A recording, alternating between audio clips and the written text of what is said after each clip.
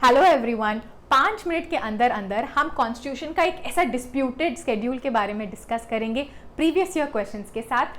हम इस चैनल पे हर रोज एक ऐसा टॉपिक लेते हैं, 5 मिनट के अंदर अंदर कॉन्सेप्ट को रिवाइज करते हैं एंड प्रीवियस ईयर क्वेश्चंस को देखते हैं।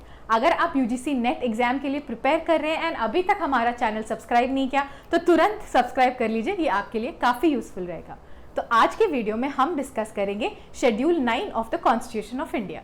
अब अगर हम शेड्यूल 9 खोले अपना कॉन्स्टिट्यूशन बैरक का, उसमें बस ऐसे सारे एक्ट के नाम दिए हैं। आप देखो, एक बार खोल के देखो, सारे बस एक्ट के ही नाम दिए गए हैं। तो मैम इससे हमें क्या समझ में आ रहा है? शेड्यूल 9 में सिर्फ नाम ही नाम है, एक्ट के नाम, हमें क्या समझ में आ रहा है? शेड्यूल 9 को आपको पढ़ना होगा आर्टिकल 31B के साथ। आर्टिकल 31B में ये कहते हैं कि जो भी आपने एक्ट्स को शेड्यूल 9 के अंदर डाल दिया है उस पर हाई कोर्ट या सुप्रीम कोर्ट कोई भी कॉन्स्टिट्यूशनल वैलिडिटी का डिसीजन नहीं दे सकते। यही इसीलिए ये इंपॉर्टेंट होता है। तो इसीलिए जो भी एक्ट्स आप शेड्यूल 9 में देख रहे हो वो अगर आपका फंडामेंटल राइट को वायलेट कर रहे हैं तब भी आप हाई कोर्ट या सुप्रीम कोर्ट में रिट पिटिशन नहीं फाइल कर सकते। ये कहते हो कि ये इनवैलिड है क्योंकि ये मेरे फंडामेंटल राइट्स को वायलेट कर रहे हैं। यही होता है शेड्यूल 9 का मेजर पॉइंट।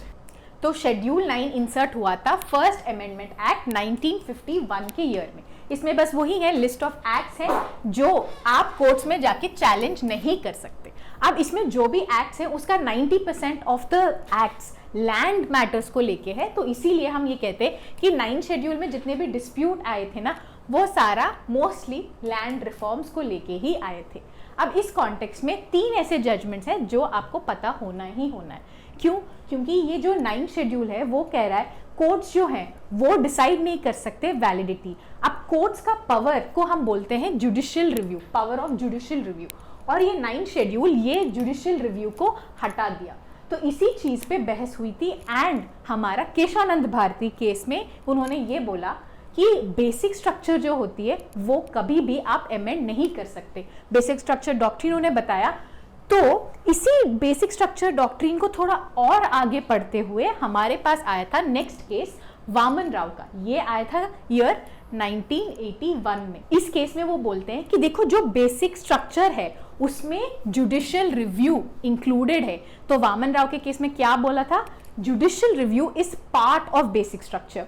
फिर थोड़े और साल हुए, फिर आईआर कोहेलो का केस है। ये काफी इंपॉर्टेंट केस है। इस केस में वो स्पेसिफिकली बोलते हैं कि जो भी लॉज हैं शेड्यूल 9 में जो 24 अप्रैल, इस डेट 24 अप्रैल 1973 के बाद ऐड हुए हैं उस पर जुडिशियल रिव्यू होगा। ये डेट का क्या सिग्निफिकेंस है मैम?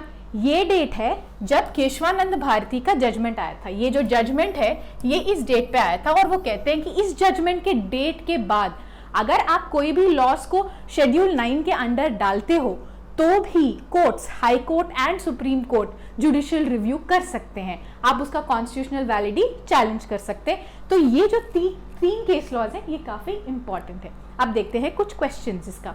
फर्स्ट क्वेश्चन ये रहा अपना।